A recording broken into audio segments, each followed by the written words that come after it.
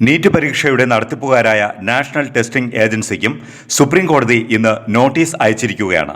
NEET UG പരീക്ഷാഫലത്തെപ്പറ്റി ഉയർന്നുവന്ന ആക്ഷേപങ്ങൾ രാജ്യത്തെ പ്രവേശന പരീക്ഷാ സമ്പ്രദായത്തിന്റെ വിശ്വാസ്യതയെ തന്നെ ബാധിക്കുന്ന കാര്യമാണ്.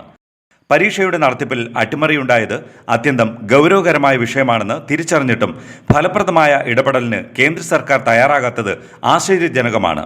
നേരത്തെയുണ്ടായിരുന്ന സംസ്ഥാന തലത്തിലുള്ള മെഡിക്കൽ പ്രവേശന പരീക്ഷകൾ നിർത്തലാക്കി ദേശീയ തലത്തിൽ നീറ്റ് പരീക്ഷ കൊണ്ടുവന്നത് കേന്ദ്ര സർക്കാരാണ്.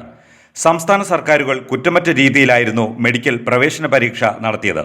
ചോദ്യപേപ്പർ ചോർച്ചയും ഗ്രേസ് മാർക്ക് സംബന്ധിച്ച വിവാദവും ഉൾപ്പെടെ ഗുരുതര വീഴ്ചകളാണ് ഈ വർഷം നീറ്റ് പരീക്ഷയിൽ പലയിടങ്ങളിൽ റിപ്പോർട്ട് ചെയ്യപ്പെട്ടത്. ഇതു സംബന്ധിച്ച് തൃപ്തികരമായ വിശദീകരണം നൽകാനും വിദ്യാർത്ഥികളുടെ ആശങ്കകൾ പരിഹരിക്കാനും കേന്ദ്ര സർക്കാരിനോ പരീക്ഷ നടത്തുന്ന ഏജൻസിക്കോ ഇതുവരെ കഴിഞ്ഞിട്ടില്ല.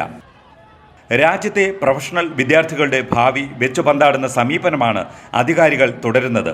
ഒളിച്ചുകളി അവസാനിപ്പിച്ച് വിഷയത്തെക്കുറിച്ച് സമഗ്രമായ അന്വേഷണം നടത്താനും വിദ്യാർത്ഥികളുടെയും രക്ഷിതാക്കളുടെയും ആശങ്കയ്ക്ക് അടിയന്തരമായി പരിഹാരം കാണാനും തയ്യാറാകണമെന്ന് മുഖ്യമന്ത്രി വാർത്താസമ്മേളനത്തിൽ അറിയിച്ചു.